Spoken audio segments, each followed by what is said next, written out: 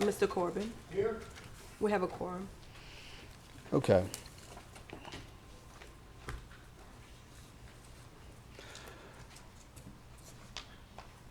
Okay, we have the items that we're going to pull from the agenda.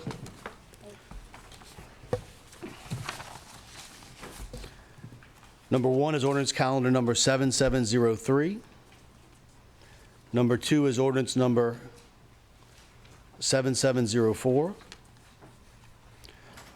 That's under special items, I'm sorry. Under ordinances for introduction, it's ordinance calendar number 7725, ordinance calendar number 7726, ordinance calendar number 7727, ordinance calendar number 7728,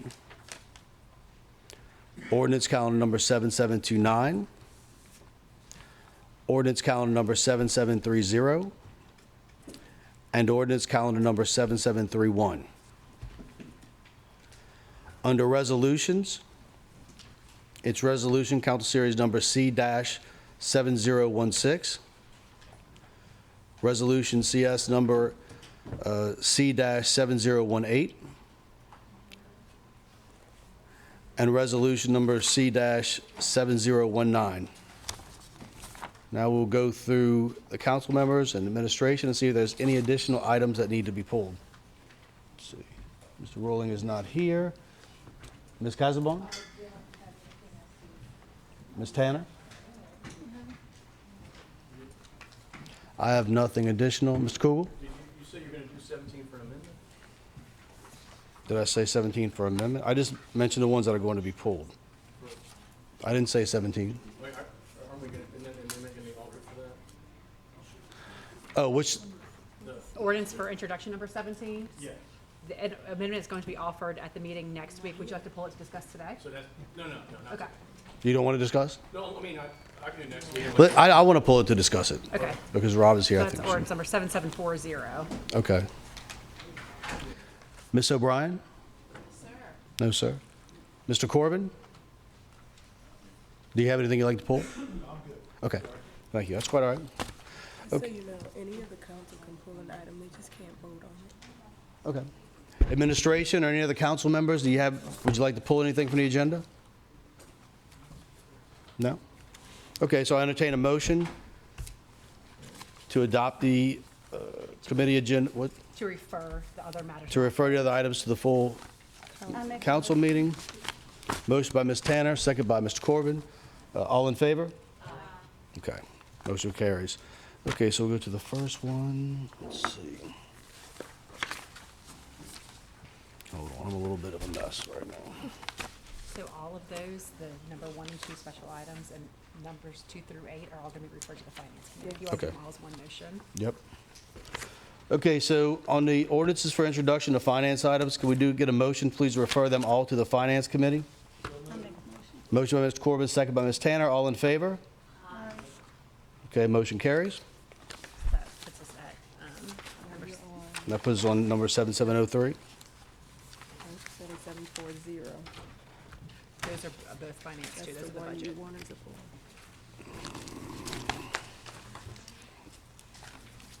Which one? Stay in You there. just said you wanted to pull. Okay. That's up for discussion now? Yes. So the title. Okay, up for discussion is number 17, ordinance calendar number 7740, ordinance to amend the St. Tammany Parish Code of Ordinances, Part 1, Chapter 10, Animals, Fowl, and Reptiles, Article 4, Animal Control and Welfare, enacting Section 10-670, relative to mandatory sterilization of dogs and cats, and providing for other matters related thereto. We have a speaker. So Rob is going to come and discuss the ordinance. If you have any questions, please feel free to ask. Yes, sir. Please state your name and your position and proceed.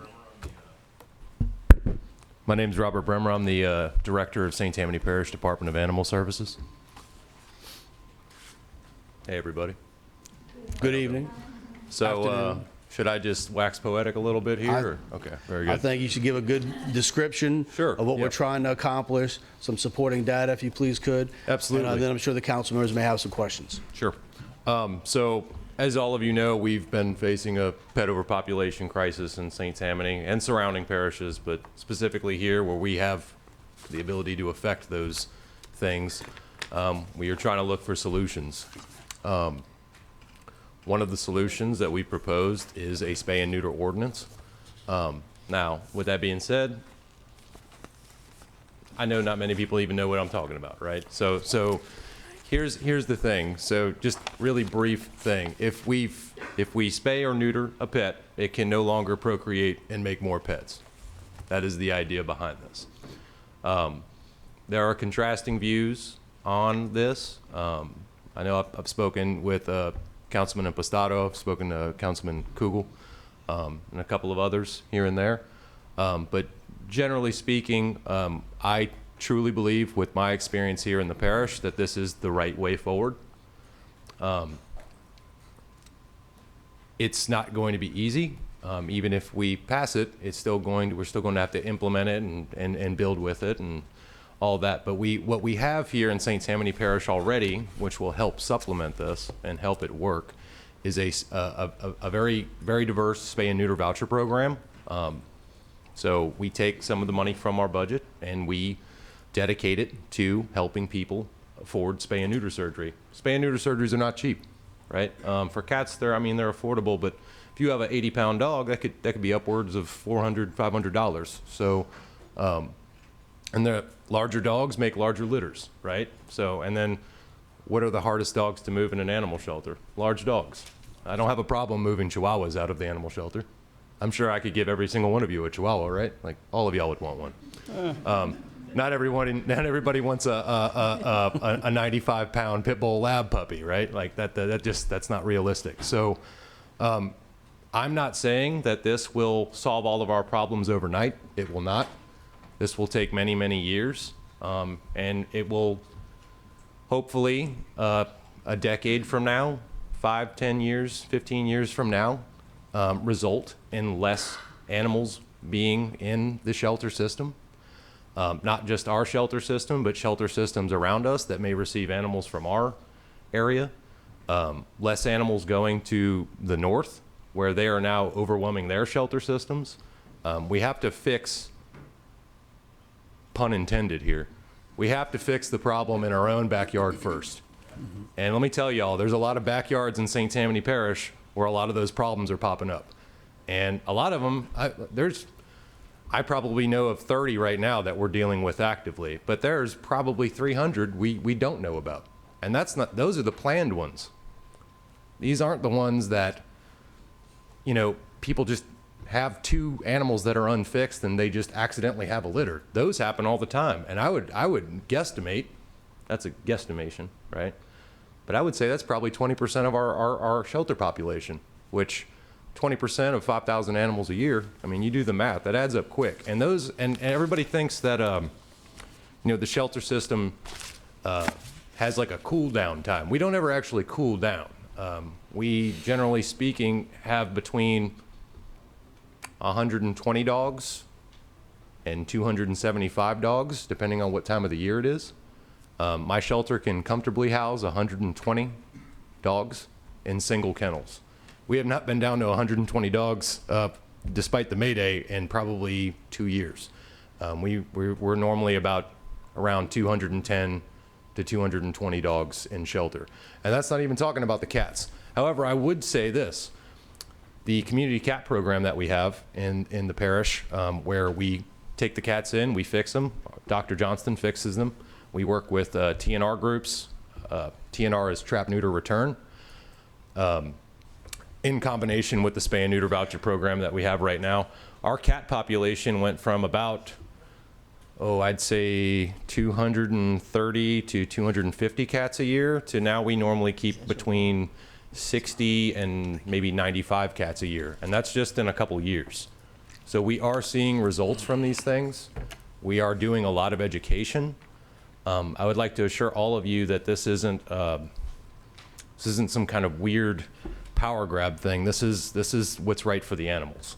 Because ultimately, if we're not adopting them out, and that's a variable we cannot control. We cannot control how many people can adopt an animal, especially in this economy. What we can control is what's coming in through us and how it's coming in. This is part of as far as I'm concerned, this would be just an additional measure of intake management. It would also give us the ability to educate animal owners.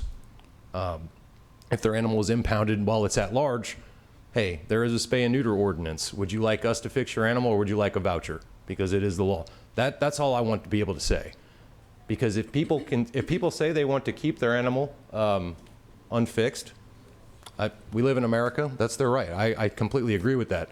I would prefer that most people that do not have responsible animal ownership education not do that, though. Because what's happening is the taxpayer is encumbering these costs, and my staff and myself are having to euthanize the animals that there's no room for. I don't want to do this anymore. And we've got to do something, because right now we are essentially just repeating the same thing over and over, year to year. And we've got lots of great partners that help us out, but with the definition of insanity, doing the same thing over and over and expecting a different result, that's currently where we're at. We need to do more front-end education. We need tougher animal laws here in St. Tammany. We need to be able to enforce those laws, obviously. That's another concern that we have. But we need to start taking the first steps, and I think this legislation would be a great first step. And I'm speaking from primarily my experience. I know there's a lot of supporters in the parish who have begged me to bring up this kind of idea, begged previous councils to bring up this kind of idea, begged President Cooper to bring up this kind of idea. It's something that the community wants here, and I, for one, am very excited about it. Of course, I know I am talking to a very niche population, but I truly do believe that this is the right step for St. Tammany at this time. If we do not do something, we're just going to continue doing what we're doing, and ultimately we will go back to being a high intake, maybe not high kill, but definitely we will not be a no-kill facility anymore. And I know those kind of terms are also polarizing. But what I will say is that the community made it very clear to us that they wanted us to be a no-kill shelter. We want to continue to accomplish that, and this is the next step I believe we need to take to get there. Can I have a couple questions? Sure. And then I think Chairman Laughlin and Mr. Kugel would be next. Sure. Can you briefly explain the voucher program and how it works? Absolutely. So as all of you know, we run on a dedicated millage. A portion of that millage we have been dedicating for the past couple of years to our budget to fund that. So we put generally we've increased it $10,000 each year for the past couple of years. We think we started with $60,000, and I think we're at $70,000 now. And then we add supplemental grants from the big national agencies, and they give us between 2, 3, 4, 5. I think this year we ended up with 121,000. I may be mistaking the number, but it was over $100,000 that we put into the spay and neuter program. So that's the funding. But if I have an Correct. animal and I cannot afford, I don't have the means to be able to get it Right. fixed, tell me what I do. Sure. If you're a St. Tammany Parish resident, you come to our shelter, you fill out an application. You don't have to prove anything at this point. We may be reassessing that as far as income availability. But you come to our shelter, we cut you a voucher. We will cut you a voucher for up to 5 animals, dogs or cats, doesn't matter the size. Cats are between $10 and $20. If they're a feral cat, you don't pay anything. If it's your own personal cat, it's between $10 and $20. If it's a dog, depending on the weight, because the most of the cost is from the anesthesia, right? But depending on the weight of the animal and how much anesthesia is going to be needed, your copay could be anywhere from $20 to $80. So Okay. it's a huge cost savings to the person, Yes. to the family, and ultimately their animal won't have any oopsies, and we won't have any more And puppies. it's just that easy. So I come to the animal facility, I get a voucher, and then where do I take the voucher and the animal to? You can take the voucher to any of the 4 participating clinics in St. Tammany Parish. So we have Big Sky Ranch, we have North Shore Humane's low-cost clinic, we have Bayou Lacombe Veterinary, Dr. Zeller over there, and you also have Folsom Village Vet, which I believe is Dr. Shalin. They're the current participating veterinarians. They're all wonderful vets, and they help our spay and neuter program voucher program work very well. So. Fantastic. And what animals would be exempt from this? Sure. So the animals that will be exempt would be AKC, CKC, any of the nationally recognized pedigreed dog lines that are active in shows, animals that are part of a person's income. Those animals would be exempt. So you also have hunting dogs would be exempt from this. We do recognize that culturally hunting dogs are viewed that way, so we wanted to make sure we provide an exemption for them, as well as police canines, any other working dog type. I believe there's several exemptions in there for them. Okay. And the last question, and I'll go to Councilman Laughlin. Like you described earlier, the dog, everybody would take a Chihuahua. People don't want the larger dogs. So when you have a larger dog that is basically unadoptable, what happens to that animal? What is his life like? If you could just briefly describe that. Sure, absolutely. I'll give you a really great example. So I'll tell you about a litter of puppies that grew up over this year. Last year, at the end of 2022, beginning of 2023, we had a large Labrador pit mom give birth to 9 puppies. 7 of those puppies were adopted when they were younger. One of them came back because sometimes people jump on the ability to get a puppy and don't realize later on how large it's going to be. But 2 of those puppies grew up in the shelter system. They spent about 7 months with us, and ultimately we had to euthanize one of them because they essentially go cage crazy. They're just sitting there. I mean, think about a warehouse. You know, imagine you have a warehouse full of Campbell soups, and suddenly there's some kind of E. coli outbreak, and nobody wants to touch the Campbell soup. It's completely, nobody wants it. Sits there for as long as its shelf life or whatever, and then you have to throw it away because ultimately you can't rehabilitate some of these animals. They start to become institutionalized, kept in a 4x9 concrete run. I mean, they only get to interact with some of the volunteers that are able to handle them. Some of them are too excitable. Some of them develop barrier reactivity. They become aggressive in these kennels. And that's with the staff and the volunteers working with them. You know, there are other shelters that are less fortunate that don't even have that. You know, we're lucky to even have the ability to interact with some of these animals. A lot of shelters don't in Louisiana.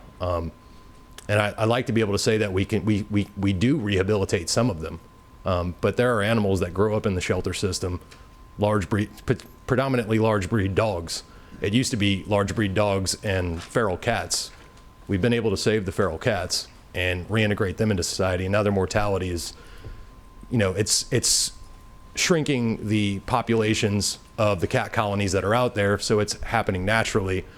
And those things are getting done, but you don't have that for dogs. There's no such, I mean, there may be neighborhood dogs, but I don't think St. Tammany is ready for the progressiveness of the community dog program, so.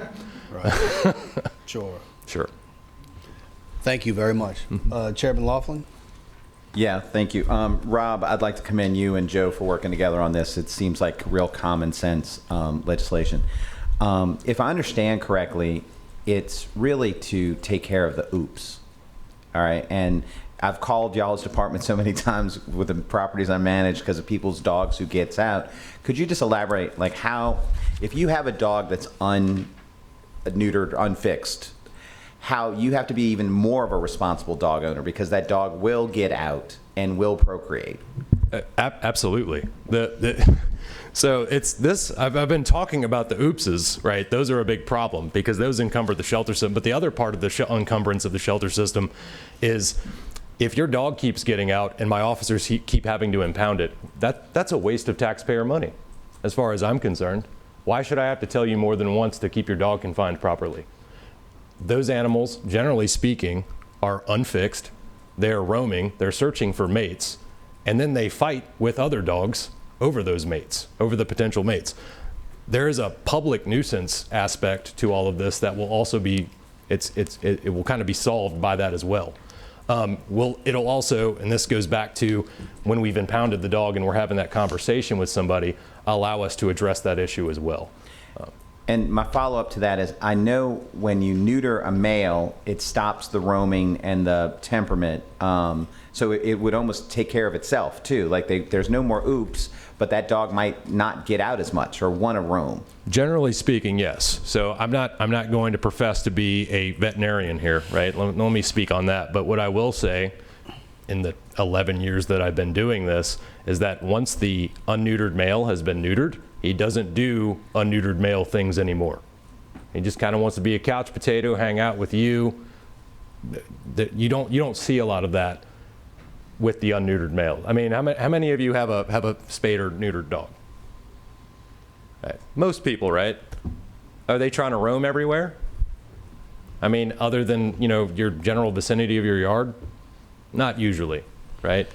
It's the unneutered males. Those are the ones that are leaving one neighborhood, going into another, causing a ruckus, tying up my phone lines.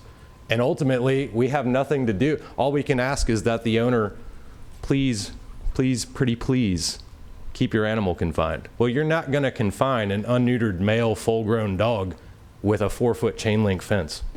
They're going to get through it. They're going to dig under it. They're going to climb. I tell you what, we got dogs up at the shelter right now that climb the 8-foot fences. So, I mean, there's a lot of bonuses to this. There are some, and I've spoken with Councilman Kugel, and I'm sure you'll speak about it in a minute, but there is some aspect here of, is this something that the government shouldn't have a say in, right? And I personally, I'm conflicted on that, because I'm very conservative about that as well. But what I will tell you is, there is a greater, in my opinion, this is my opinion, there's a greater societal problem here that outweighs that. And while I am at the helm of this, it's not going to be I'm not trying to target people and make them fix their animals and ruin their livelihoods. That's not my goal. My goal is to not have to kill as many animals in my shelter, because there won't be as many animals in my shelter down the road, right? Again, this isn't going to happen overnight, guys. And we're all just talking about this, right? This isn't law yet, but the idea is that over time, if you don't have as many procreating, you're not having as many come in, and that's the goal. That's the goal. So Thanks, Rob. I appreciate and wish you all the best of luck with this. Thank you. Mr. Kugel? Rob, I appreciate it. Yes. I'm not fully ready for all my questions or concerns tonight, because Sure. I expected more to speak next week. And I do think this incentive of a voucher program is a very good idea. But, reading through the ordinance as written right now, there's no reference to voucher. And the only reason I mention that is it's completely separate from this. Correct. And whether or not we want to increase that or make that more robust is, to me, a separate discussion. I'm going to bring up a few of my concerns. This seems to be a burden on responsible owners. They're being punished for stuff that irresponsible owners are doing, which I know happens. And you mentioned earlier it could cost $400 to spay or neuter. I mean, people are struggling right now, and I know that the voucher is supposed to address that some, but that cost is still being passed on. One of the things you said that concerns me is you said you're hoping in the future you can't look back 10 years from now, this will mean a reduction. I mean, that doesn't seem like a lot of confidence. I mean, Well, may I speak? Sure. So I can't predict the future, but what I will say is I know what we've been doing back to back to back to back, and it hasn't worked. Okay. We can only export so many. We found that out. The northern partners aren't receiving any more from us. Mm-hmm. And we are really trying. We're still trying to do that, even though we're getting told no and having doors slammed in our face. We have to do something. Right. And this, maybe it's not perfect. Maybe we need to revise it a little bit more. But I think it's a really, really good plan. And I completely see what you're saying. I don't want to penalize good animal owners. I would just ask that the good animal owner, if they want to keep their animal intact, just get that intact permit, get that breeding permit. So that is included in there. Yeah, and I don't know I know there's going to be an amendment offered next week. I don't know what the language of that's going to be, but based off, my other concerns really come from Part E, which is the primary penalty. And we just talked about this a minute ago. Mm-hmm. If I could just read it, the primary penalty for violation et cetera, is the impounding, the neutering and spaying, and the return. And as I just mentioned, who is going to be impounding? It would be us, right? Are you going to have to hire additional employees to start impounding all these cats and dogs? We won't be doing that, no. I mean, So, that could be a pretty substantial amount. so the general idea with this right now, and I've discussed this with a couple people, but I mean, now I can put it out there. The general idea right now is to continue operating, even if this passes, to continue operating as we do for the first year or two and start getting some actionable data there. From there, if we think we needed more people, then that would be a conversation for that time. But I'm thinking about the current dilemmas that we have. So where I have owners that come in every day that, you know, their animal's been there for 2 days, 5 days, 7 days, whatever. Currently, we will waive reclaim fees on an animal if they agree to fix it. So we give them the option.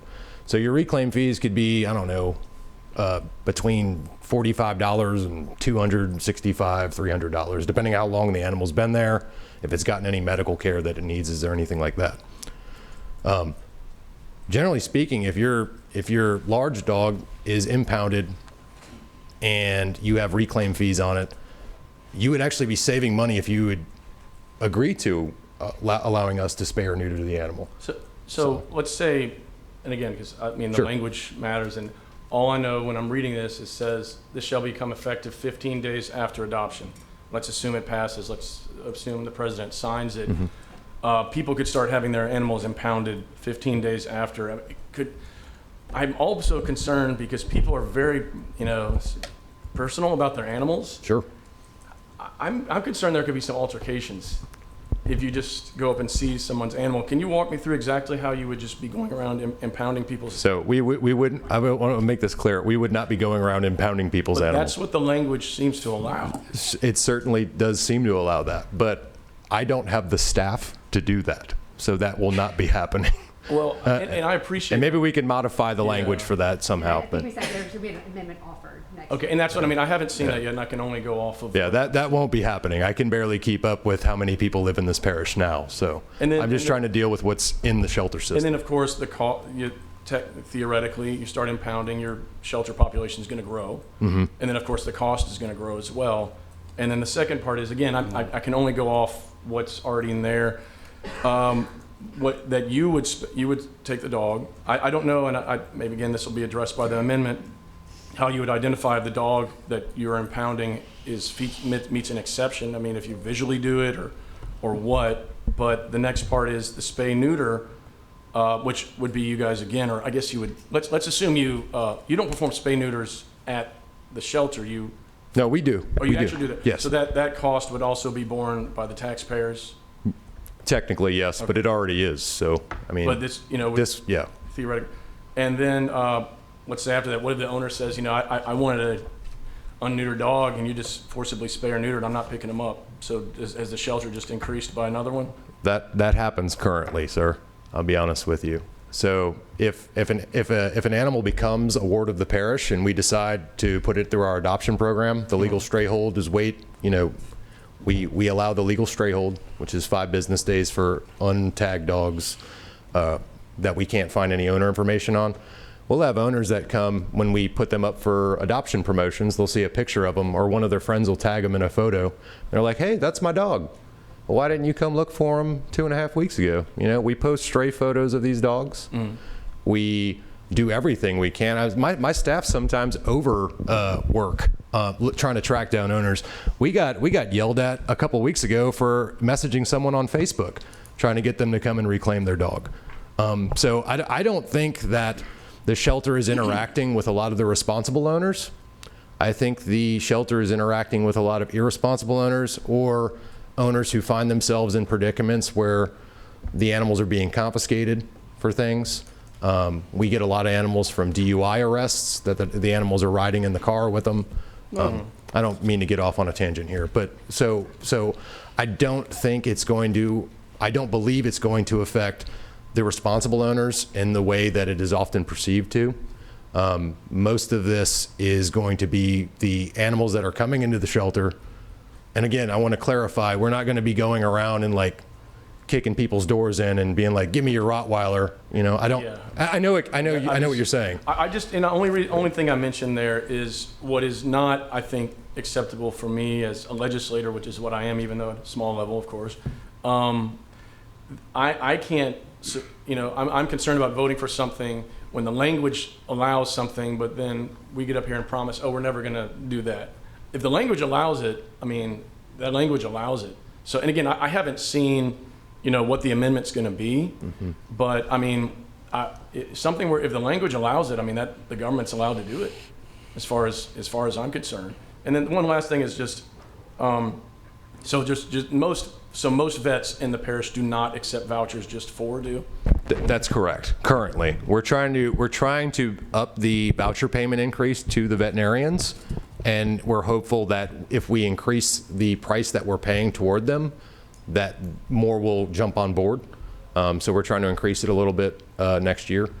So hopefully we can get some more on board. That would be even more helpful. But yes. Okay. Thank you. Okay, I have a couple quick questions. I own several large dogs, and if you are what's that? Okay. If you own a large animal, you have no specific reason to keep that dog from being fixed, isn't it what every responsible dog owner would do, is to have your animal fixed? So I'm biased. I can't even imagine that not being the case. I'm biased. I believe in that. I know there are people that don't believe in that. But from the shelter system perspective, yes, absolutely. Because the shelter is inundated with animals that are not fixed. I mean, of the animals that come in fixed, if there's a fixed animal that comes into our shelter system, chances are it either has a tag and identifying collar or tag information on it, or it has a microchip. Those animals get reclaimed by their owners. Accidents happen. Kid leaves the door open. Sure. That kind of stuff happens. Most of the animals that come in that are on my stray side right now, nobody's coming for those dogs. And when we started doing stray posts, do any of y'all follow our Facebook page? Yes. Every once in a while, you'll see a stray post. You'll see family members tag the people that own those dogs and like kind of put them on blast out there. And sometimes they'll come and get them. Oftentimes they will accept our offer, like, hey, we'll waive these reclaim fees. You love your dog, you want your dog back. Maybe you didn't come up here because you had too much pride or you didn't have any money. Let us fix your dog. We'll waive the reclaim fee and take your dog back to your house. Let him live on the couch. Probably 50%, maybe 60% accept that, and I think that's done a lot of good. That was something that we hadn't tried before. I think we only started doing that about 2 or 3 years ago. And it's been successful, but there's a lot out there. The ones that really get my staff the most are the ones where the female comes in, she's not fixed. The people are like, no, I don't want her fixed. I don't want her fixed. She's going to get ovarian cancer. There's some kind of weird, just so y'all know, there's some weird rumor that if you don't spay your dog, you got to let her have 1 litter at least, or she's going to get ovarian cancer. Don't believe that. That's fake news. The animal will come back to us 2-3 months from there. She'll be pregnant. We had an opportunity to stop that. And now she's either going to have the babies here because the owner ain't coming to get her now for whatever reason. So now we've got her, who may be dog aggressive, who knows, and we've got her 7, 8 puppies that are now in the shelter system. When we had an opportunity to stop that. It's crazy. And it's why my staff are so burnt out, because we feel like we're just doing the same thing over and over again. We're essentially the dumping site for people's irresponsibility. There's no accountability for any of this. One more thing, and then I want to move on to Mr. Smith. We got to move through this because we do have other items. Sure. Isn't there, I know there's programs like ordinances like this in other parishes as well as throughout the country. Is there not data to support the fact that it's effective in reducing unwanted pet population? There is data that supports it when it works in tandem with a voucher system or some kind of system that helps the people that are at risk. Because remember, the responsible pet owners, they either have their animals fixed or they know enough not to let their animals mingle up and have an accidental litter. We are trying to reach the people that don't have responsible pet owner education or they don't have the funding there. We still want them to be able to have a pet. We just don't want their pet procreating and them not having the resources or the homes that ultimately have them end up with us at Animal Services. Well said. Mr. Smith? Oh, you're over? Okay. Mr. Corbin is next. Yeah, my question's really kind of simple. On D4, you talked about obtaining an intact permit.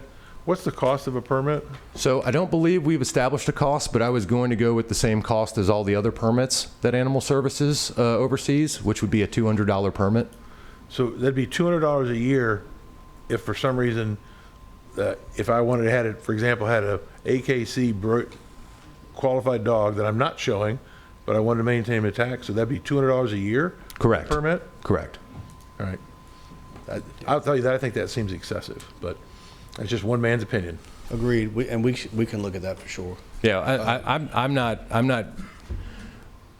It's got to be enough that will encourage an irresponsible owner to get their animal fixed. That's my point there. I'm not trying to impose on anybody else. So. Mr. Burke, you next. Well, kind of going in line with what the foreman said. Can you Hold on, press you it gotta again? press your button again. Joe turned it off. There you go. Okay, going in line with what Mr. Corbin was saying in regards, that was my question about the breeding permit. You know, $200. My question would be, are we have any allowances, just like we're giving a voucher to spay and neuter? Are we going to have any kind of voucher for someone that wants a breeding permit? Because sometimes the breeding permit is not going to be necessarily to breed, but they just don't want their dog spayed or neutered. Right. So I think if they had a valid medical reason why their animal shouldn't be spayed or neutered, I think that would be good. I mean, I think a veterinarian, could be able to write them something like that. That's a good suggestion. I'll say this. I don't think anybody who's breeding for money is going to be really worried about a $200 intact permit. Yeah, I'm just considering how much money some of these people are bringing in. Yeah, I'm just kind of concerned about the responsible pet owners being forced to pay money now to keep their pets intact the way they've kept them. Right. So, I see what you're saying. It's a good question. That's something we can look at. I think yeah. I'm sorry. I think that's a good idea. I think we should Yeah, we review could that. definitely look at that. That's part of the good stuff about discussing it. Right. Mr. Kugel, and then let's move off of this one. I just have, it's, okay, sorry. Just with people are going to disagree. Sure. Sort of on what Mr. Impastato said is actually my concern. He said, well, if you don't have a specific reason to justify, I'm very leery of that type of approach to this, that we need to justify not spaying or neutering our dog, or the government gets to forcibly do it. And just what you said earlier to Mr. Corbin, I mean, you have to pay $200 a year or whatever that's going to end up being a year. Mm-hmm. That sounds like we're about to tax people. A responsible person not doing anything wrong, they've had their dog how many years, we're about to hit them with a $200 a year or whatever tax just to maintain the status quo. And I'm not looking to go, we're more next week, but that's my other issue. That's a good point, David. For sure. Okay, no more discussion. Can we get a motion to refer to full council, please? Thank you all. Thank you. Mr. Corbin, do you move? Second by Mr. Burke? Not on the. Oh. Second by, who was on the, Ms. Danner, thank you. We need a vote, all in favor? Aye. All opposed?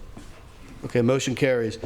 To resolutions now. The resolution up is Resolution Council Series number C-7016, a resolution supporting the Department of Engineering to formally establish a traffic control program for St. Tammany Parish as specifically described in the traffic calming program dated September 2024. Mr. Corbin and Mr. Cooper, and I believe Mr. Daniel Hill is going to give us a presentation.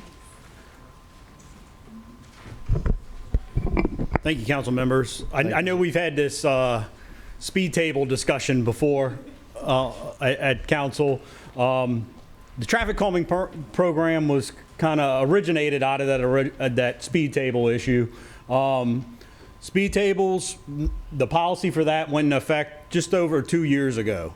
So we've been moving that When we initiated that, we put one tool in the toolbox. There's multiple tools to solve speeding issues on the roadways. So the Department of Engineering developed a traffic calming program to give those additional tools in the toolbox, more formalize the process. I think it's a good program. It's where we're at. Most places our size have this already. So it's bringing us up to par with places around us. I want to thank Councilman Corbin for working with we had a whole team working through this, my staff that worked on it, and 100% in-house developing the program. So there will be funding requests in capital budget next year to help out in installing any of the features as part of this to see how it goes. So I think everything's in line. Just general idea, right now I got 28 locations throughout the parish that have had requests for traffic calming. This is to combat speeding. 6 entire subdivisions on top of that. So you're looking at, for just general locations, 4 to 6 counter setups, significant amount of staff time that's used for those locations. For the entire subdivisions, you're looking at 10 to 20 counters out, if not more than that. I think I had one that was close to 28 counters getting set out just to monitor the traffic and see if it meets the criteria for traffic calming. It's a good program. I look forward to one thing on it. I said there's an awareness campaign in the background. You've seen similar things, slow down, signs come up. We've been working with PIO department to kind of put together something like that for St. Tammany Parish. So if every one of you all have had a traffic calming request of some type come into the Department of Engineering. Give us a second. We'll get some counters out. We'll do the work. It's not really immediate response that our residents want. So with public awareness campaigns, standard political signs, slow down, we could have those out next day. So again, it's add more tools to our toolbox, not just speed tables, looking to get it started. Sounds very good. Can you walk us through like an example? Like, so we have a traffic issue on Shady Pine. So I call in the complaint, I tell you there's issues there. How does it work? So the complaints come into the Department of Engineering. We send either staff members out, or if it's a whole subdivision, we usually hire a consultant to go out to do the traffic counts for that. But if it's just individual point locations, we'll go set out the traffic counters and determine whether something's feasible and relay that back to y'all. Okay. And then proceed from there, depending upon what ends up being feasible. Okay. Great initiative. Mr. Corbin, Mr. Kugel has a question? No, I just was telling him he did a good job. No, Daniel, you had a question. Thanks so much for your work on this. I will tell you, this is one of the top issues that people in my district, as you know. Councilman Kugel has the most requests, just so y'all know.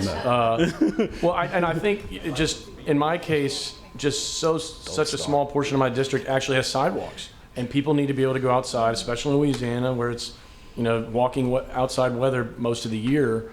And I just think something, and I know that you said speed tables isn't the only tool, but I mean, there's just, as much as people are having, some of the subdivisions now are having to get extra patrols just to try to stop people from speeding. And at some point, just there's a better way to do this. Yeah. And people need to be able to safely, and their kids need to be able to safely walk in their neighborhood.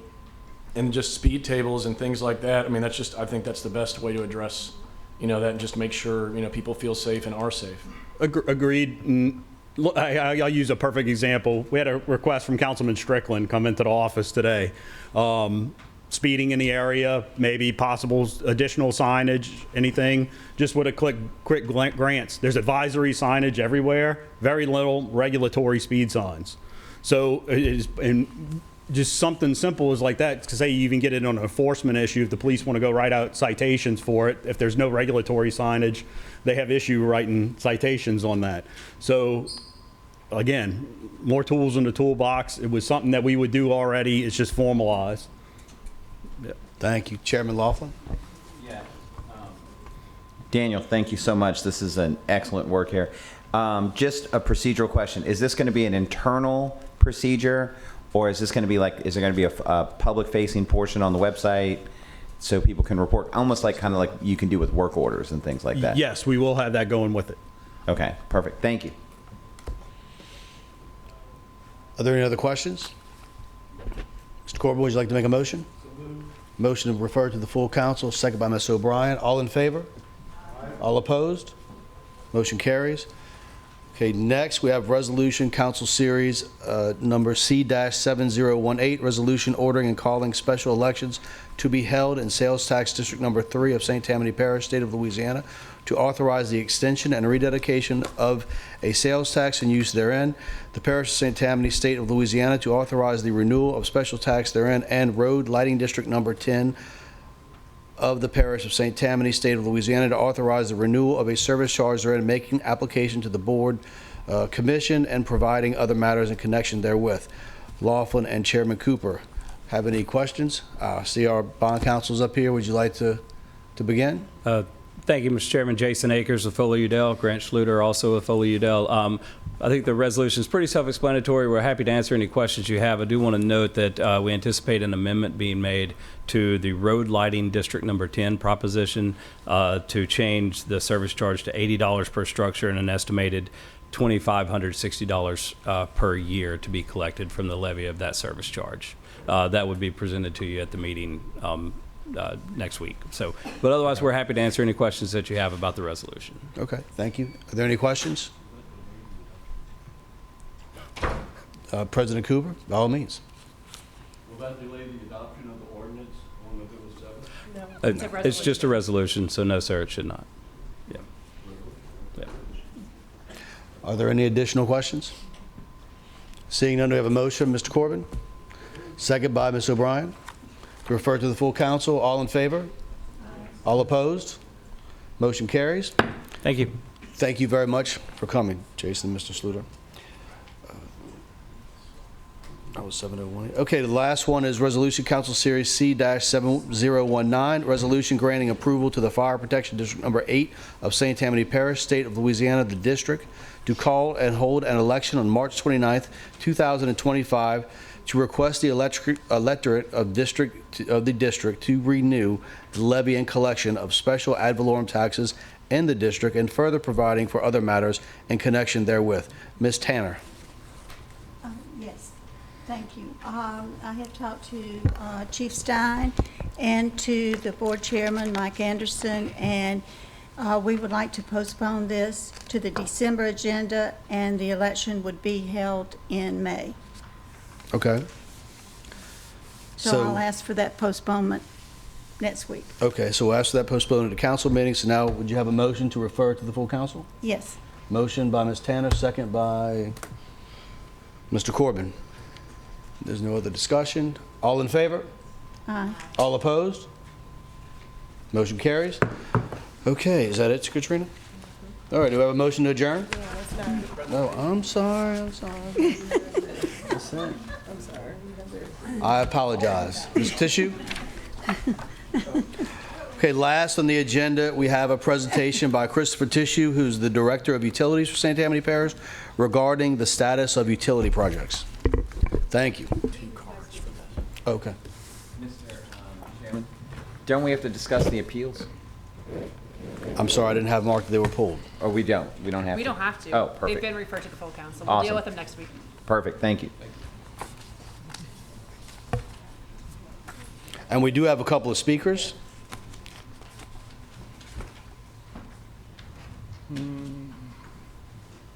It's on. All right. It's waiting on me. Thank you.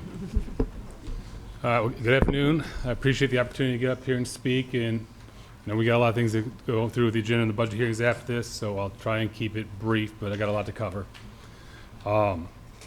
So, just starting off, currently the Department of Utilities has over 40 projects underway right now. About $94 million currently either in design, construction, or that we're working towards. If you throw in the wastewater treatment plant we just expanded at West St. Tammany off 1085, about a $7.5 million project, about $100 million of construction we're working towards right now. I'm going to start with the water sector projects.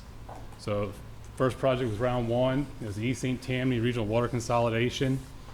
It included The water towers at Ozone Pines, Willowwood, a new well at Ozone Pines, consolidating of multiple water systems in the area, along with about 6 miles of water main. So it's providing some robust infrastructure for the Cross Gates water system. I'm gonna highlight a couple projects, just to kind of keep it brief. The first one I want to highlight is the water towers that are going up currently. These are under construction, they've been bid out. And right now at Willowwood, we have the steel erection team out there.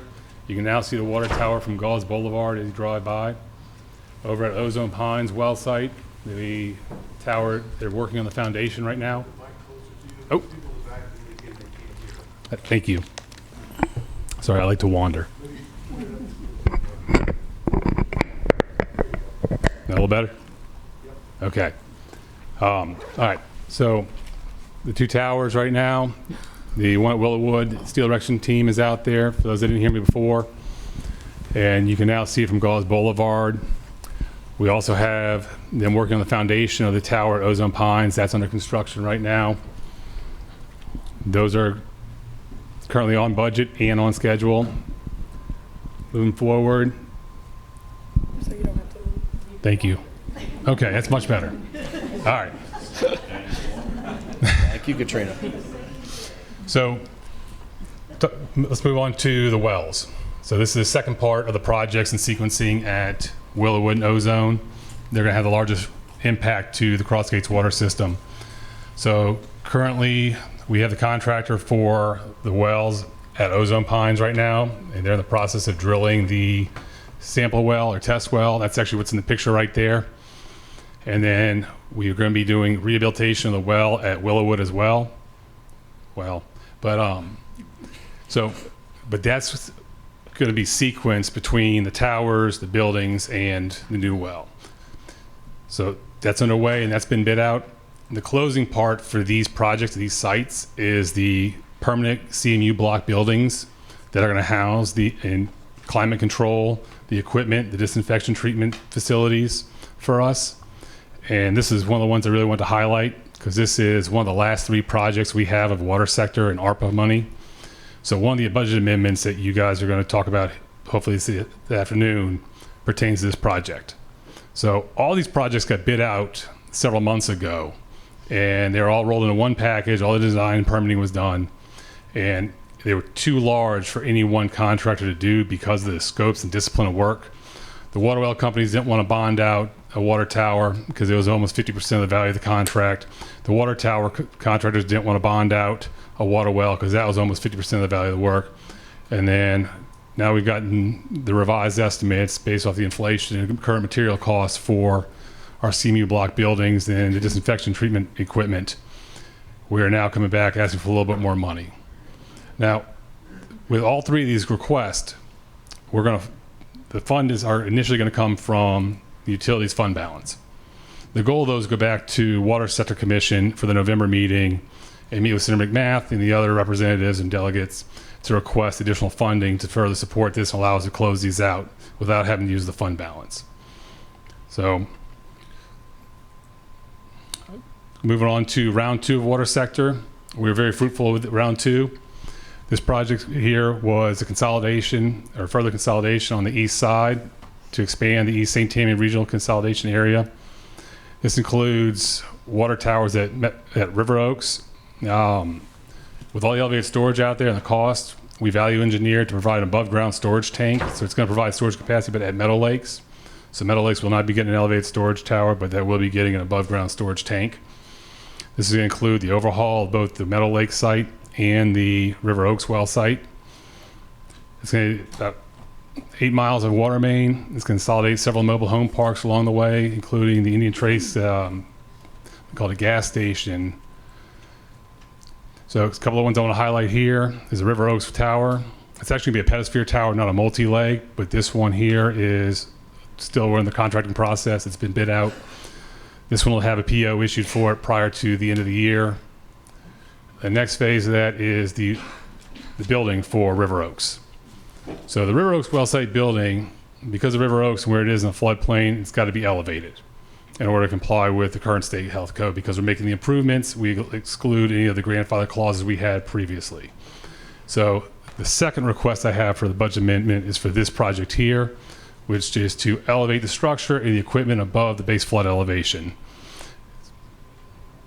So this is one of the other ones we still have to get under contract by the end of the year, which is why the request for the emergency ordinance and adoption. So the new estimated military road water main distribution. This is a significant amount of water main. It's going to connect the Crossgate system all the way down to the River Oaks system. It's going to run down Military Road. It's going to make a turn east on Shortcut Highway and then run down to, I think it's Blue Ridge Parkway or Blue Ridge Drive, and then cycle back around and loop in to the River Oaks system. That one's currently under construction. So if you have constituents driving down Military Road, Councilman Kugel and Councilman Corbin, there's a lot of water line out there right now that you can see stacked up on the side. So next one I want to just kind of touch on. I really want to hit everybody, since I was going to come up and speak, because most of y'all have projects going on in your districts. So the next one is the consolidation of the wastewater in the west side of the parish, primarily along Brewster Road. We got 9 wastewater treatment plants that we're going to be decommissioning. So that's 9 different points of discharge into either the drainage system of, treated effluent water. So we're going to be eliminating those.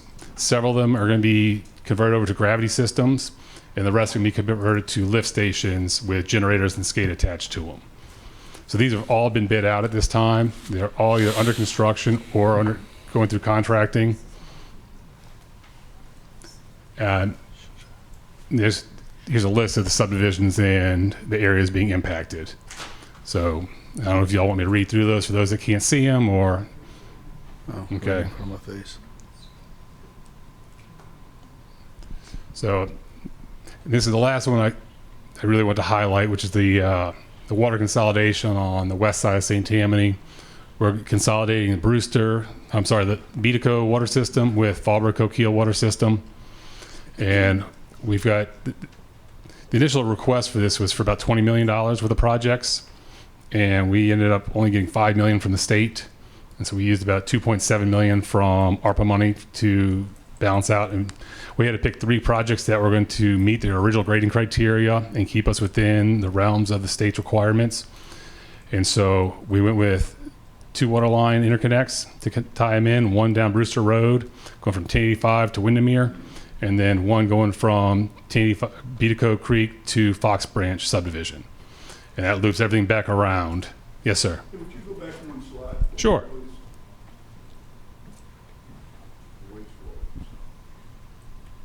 And I'm going to make the slideshow available to y'all if y'all would like to share it.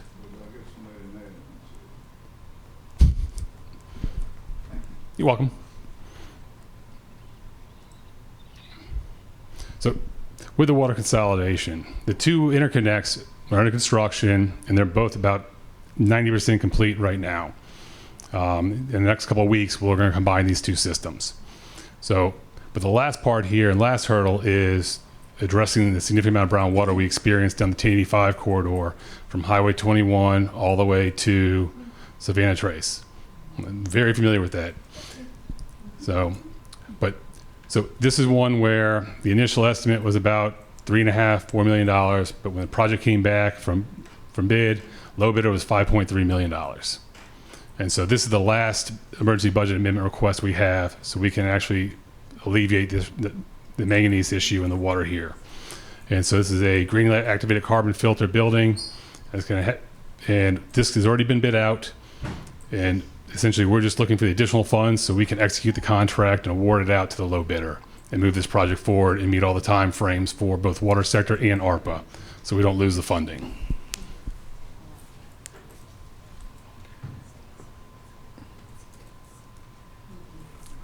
And I want to hit on some additional improvements we're doing.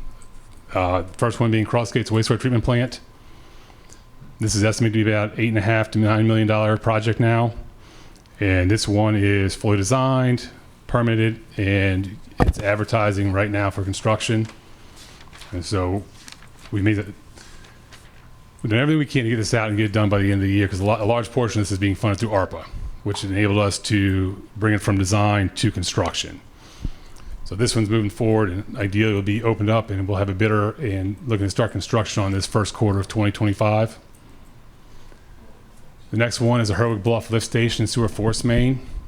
So the Herwig Bluff Sewer Lift Station was part of another project, and they didn't have enough funds to rehabilitate the lift station, so they went forward with the design. And we got to the point of starting to look at really doing and executing the contract to move forward with construction. It was determined that the force main couldn't take the flows once we did this, and overhauled and rehabilitated everything with the new pumps, and the flows would be tying into it. And so the force main's got to be done as part of the lift station overhaul. So this project is going to be moving forward about 90% right now. It's going to be getting submitted to LDH here sometime in the next month for final permitting. And ideally, this will be going to construction in the first quarter of 2025. Alton Interconnect. So Alton is one of our water systems up on the west side of Highway 11. They are a single source water system. And so this is one where we've had a little bit of issues with the well out there. But before we can do any well rehabilitation out there, we need to have a secondary source, which is also a state requirement. And so this is one that we've had a lot of success with grants helping us with to fund it. And so this is one where this project is now fully designed, permitted. It took a while to get the railroad permit to cross the Norfolk Railroad there. And this will run from Ashton Park down Haas Road over to the Alton water system. And then once we have them tied in and we can open that line up, then we can move forward at trying to get the well addressed. Goodby Regional Wastewater Treatment Plant. This is over on 1077. There's a lot of developments coming in that area right now. And there's a lot of developments being held up in that area based off the lack of capacity on the wastewater side. We've been able to move forward some of the developments with kind of an intermediate expansion, but this is a true overall expansion here. This is one you guys have seen a couple times already in regards to the funding source with doing a LDEQ, low interest loan through the Clean Water State Revolving Loan Fund process. So this one currently we're working with the U.S. Army Corps and getting the right sign off so we can move forward with this project and closing the loan. North Lake Behavioral Water and Sewer Improvements. This one's near and dear to Mary's heart. This is the safe haven area. So with Marion grants, we were able to secure funding to redo both well sites there, along with all the sewer infrastructure. So currently all the sewer infrastructure and like where NAMI's building out and expanding, doing the developments and investing back into safe haven, the sewer infrastructure is falling apart and most of it's behind buildings or outside the right of way. And so the overhaul here is, and this is currently under construction. It's going to relocate all the, it's going to put new sewer throughout the NAMI portion, which is Hummingbird Way, Wren Way, and Martin Way.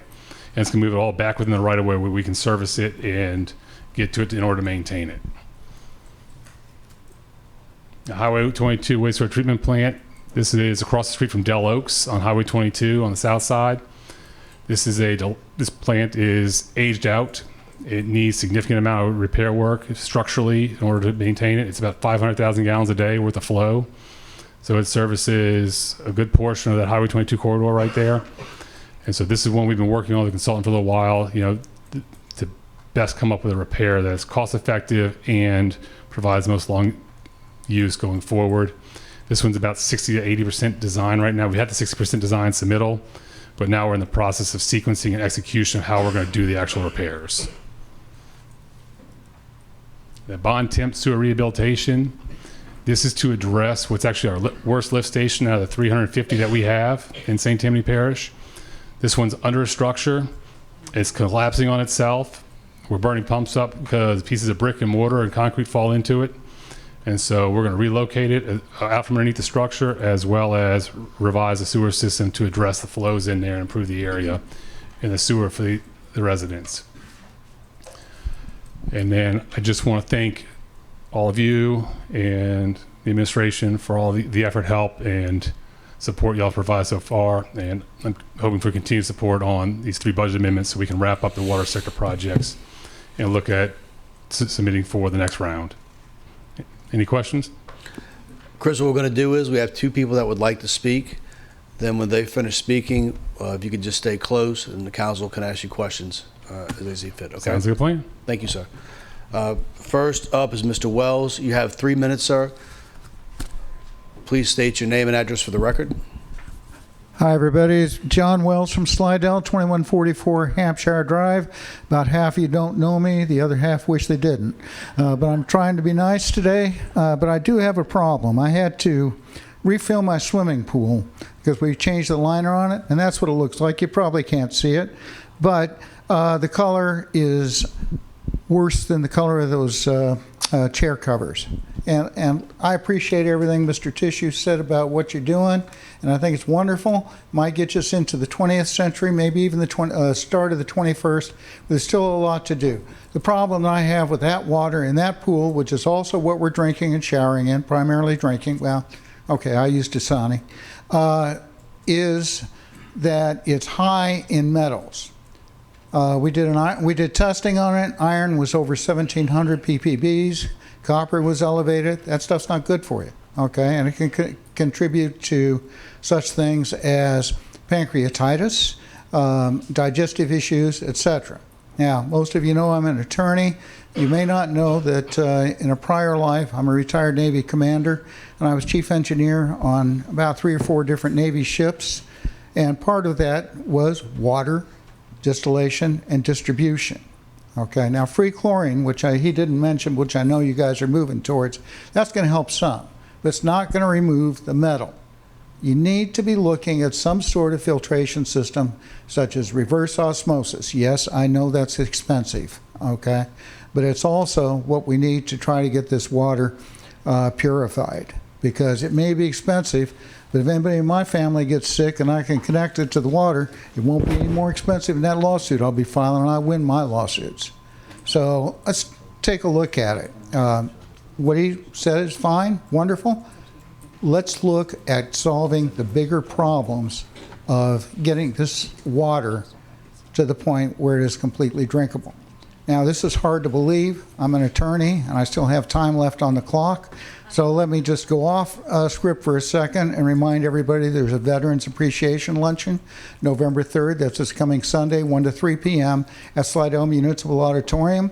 It's free of charge, free food, and you get to come in and interact with some of your veteran constituents. So I still can't believe I got 31 seconds left. But You don't have to use it. but I'm going to yield the rest of my time, hopefully to let me reclaim it. Thank you. Thank you, Mr. Wells. Ms. Cool, can you hold your question until the other speaker is completed? Okay, our next speaker is Mr. Wagasback. Thank you, Mr. Wells. You're welcome. Please state your name and address for the record when you get up to the podium. You want me to move your computer? I would feel bad if I knocked it down accidentally. I like to roam too. And Glasses. Mr. Wells, are these yours? Recent development, I'm getting old. Go.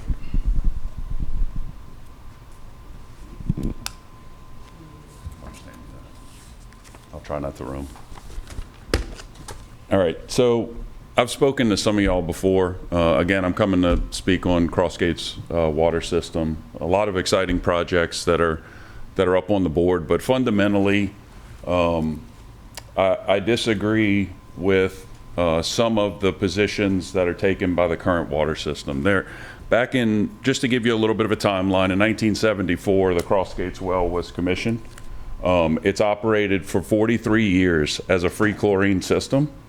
It operated in that manner all the way up until 2017, when it was decided at that point that they found ammonia in the water and they needed to go to this chloramine system, which chloramines are not bad, free chlorine's better, but if done properly, both are good treatment methods for drinking water.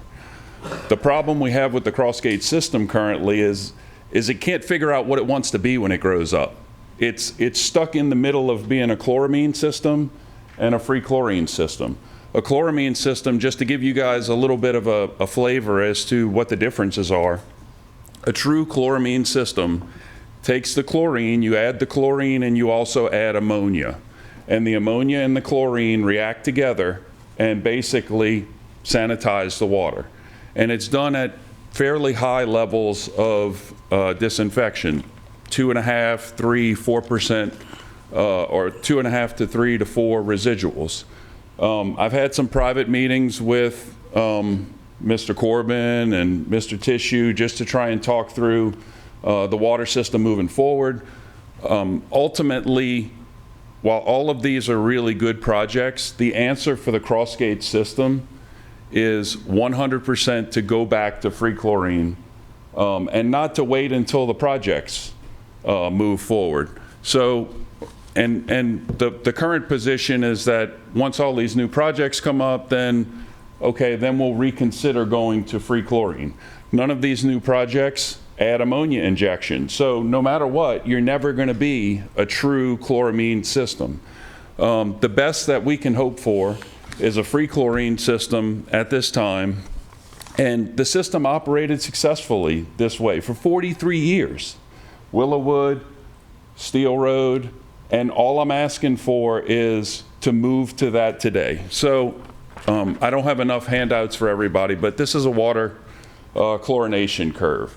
The only difference between what we're doing today and what I'm asking for is that today you're treating the water to this point in the curve. You're not reaching this point in the curve, which is break point. Just to give you guys a flavor, you're taking the ammonia that is in the water and trying to react that to create monochloramine. I understand. I'll be done in 30 seconds, tops. Quickly, please. You have my 30 seconds. Okay, Mr. Wells, please. Go ahead, proceed. Thank you, sir. So at the end of the day, to fix 95% of the problems, no money needs to be spent. This can be done immediately. There's no chemical change. There's no additional permitting. All we have to do, if we want to move to free chlorine, fix Mr. Wells' green water in his pool, because I have the same green water showing up in my pool. Get the water to drinking water quality, is go back to free chlorine treatment using the same 12% bleach that we're effectively using today and the system has run on since it was constructed. We're taking the treatment back to what it was originally designed to. The current system that's there today. Mr. Wagasback, you've exceeded the 30 seconds I gave. Okay. Can you wrap it up like in a few seconds, I can be please? done right now. Okay. Thank you, sir, for your time. Yep. Appreciate it. Okay, we have some comments, questions from the council. First is Mr. Kugel. Director Tissue, I just had a few questions. And I do appreciate both residents of District 9 coming and expressing their thoughts on this and their concerns. So can I have the opportunity to respond, Mr. Wagasback, Yes, just for the record first? So first, the water out there in Crossgates is drinking water quality. Okay, we've passed every test. It's the most well-tested water system in the state. It is a chloramine system. It is not an organic chloramine system. It's a monochloramine system. So going back to the history we talk about, going back to 1974 when it initiated. So they're, sorry, no, I can do this. I'll lean forward. But the drinking water requirements for a free chlorine system changed in 2017, which is why they were forced to go to a chloramine system. They went from a 0.2 required chlorine residual or a trace of chlorine in it. And then in 2016, the state health code changed whenever they had the brain-eating amoeba to change it to a 0.5 across the board. And the only way that you can maintain a 0.5 operating both Willowwood and Steel out there is on a chloramine system. This was tried and true during the course of doing the chlorine burn, which is why we weren't able to maintain a 1 across the entire parish or entire Crossgates water system. Now, we're not opposed to running a free chlorine system out there, but the only way we can achieve it is running a gaseous chlorine. And these new buildings that I'm asking for the budget amendment will give us the ability to run liquid or gas or a combination of the two if we need to. So chlorine gas is about 460 times the concentration of a 12.5% liquid bleach. But so I just want to address that, but it changed as to why it was no longer. And I'm happy to talk to you after this if you like, and we can go over some more of this. Just one quick thing. The rule that you're referring to was actually the emergency rule of November 2013, where the minimum was established that it needed to be 0.5 free chlorine. And actually, if you look at the Crossgate system, our minimum requirement is actually 0.8 because of the higher levels of pH.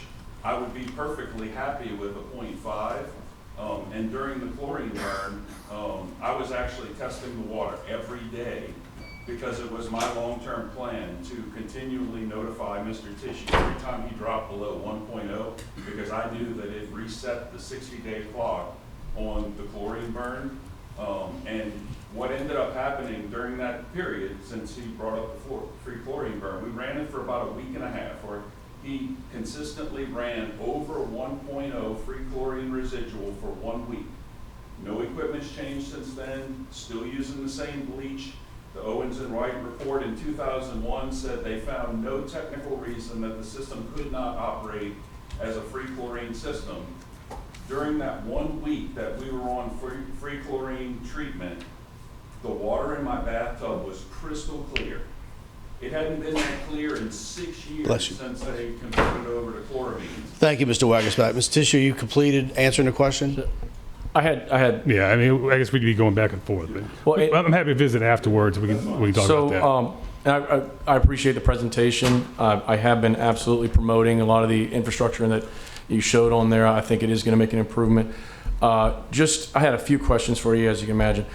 First, I know the position of the administration and yourself is that the drinking water is meeting whatever standards. I'm just saying that, and we've talked about this, that is not how most of my residents in Crossgates feel. And I know my position on this from the beginning is I need to have people restore their confidence in the water system.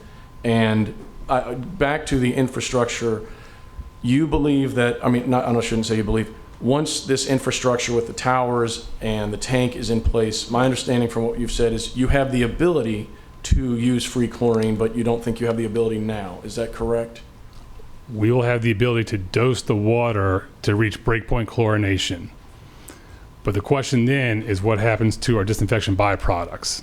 We also have to do the sample well on the new water system, or on the Ozone Pines well, and see if there's ammonia present, what the organic material may be, what the water composition, pH. There's a lot of other things that go into this. It's not something that's shot from the hip. Right. And Mr. Kugel, let me pause you because we have to really get through this. This is supposed to be a presentation of different projects. I know Chairman Laughlin also has a question. I know, but I did have this. I specifically requested this presentation. Could you please just wrap it up as quickly as possible because we have a finance committee meeting that we're already 20 minutes late for. So at what point do you have that ability? It would be upon completion of the entire project. When we had the buildings in place, you had the water towers in place, we had all the samples in place, and we were able to sit down and look at all the data. So next question, I'm going to have to zip through these. The Willowwood well, previously issues with well casing, your plan to address that? We've got a repair scheduled with Lane to do it. It's a foot valve issue. And then the wastewater, I'm going to zip through these. For wastewater side, when is you're going to build a fence, I guess, at the big school lift station? There's an intention to do that? Yeah, we got a lot going on. I mean, like, y'all have a boil water advisory right now in military where we're repairing a leak. We're going to try and get to the fence. Then another issue is St. Luke's lift station, 40-year-old tank. Your position on that? Just because it's old doesn't need to be replaced. If there's an issue with it where it's collapsing or wearing through or something that's deficient, then we'll put it on the list to address. And I have been talking with Representative Brault about seeking funding about that. And the last question, the manhole brawl status. I spoke to the contractor on my way over here. It should be addressed either by the end of this week or early next week. And one thing to note, we're still getting requests about the Herwig Bluff Crossgates construction that needs to be completed. I'm sorry, that's what I was speaking about. Is where we replace the manhole where the fiber optic drilled through it at Crossgates and Herwig Bluff. That should be done this week. That's going to be done at the end of the week or beginning of next week. Okay, that's all I have. Thank you, Mr. Kugel. Chairman Laughlin, and we'll go to Mr. Corbin and then wrap it up. Yeah, Chris, kudos to all the work you and your department's doing. That's awesome, and it just seems like it's a ton of work. On that, I know you were here before I got elected, so how long have you been in charge of the water system? I'm going on 3 years. Gotcha.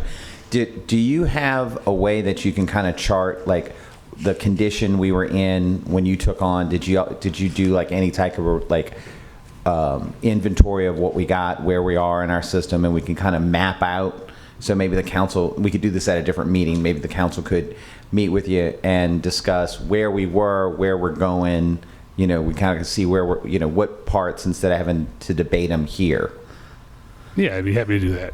Okay, perfect. And then maybe we could discuss major, like what's next, I mean, I'm assuming your list's a mile long of what you got to do. So I appreciate you. Thank you so much. Thank you. Thank you, Chairman. Mr. Corbett? Yeah, Chris, my comments are just really short. I've had the opportunity to tour the facilities with you several times, mostly on the east side. I really haven't been on the west side. Appreciate the effort that's going into what you're doing, and I'm looking forward to have the opportunity to get all those things completed and improve the water for the residents of our parish. So thank you. Thank you. Well said. Mr. Tissue, very impressive work and great job on the presentation. Thank you very much for your time. With no other questions, we have a motion to adjourn. Mr. Cool? Mr. Corbett, I'm sorry. Second by Ms. O'Brien. Meeting adjourned.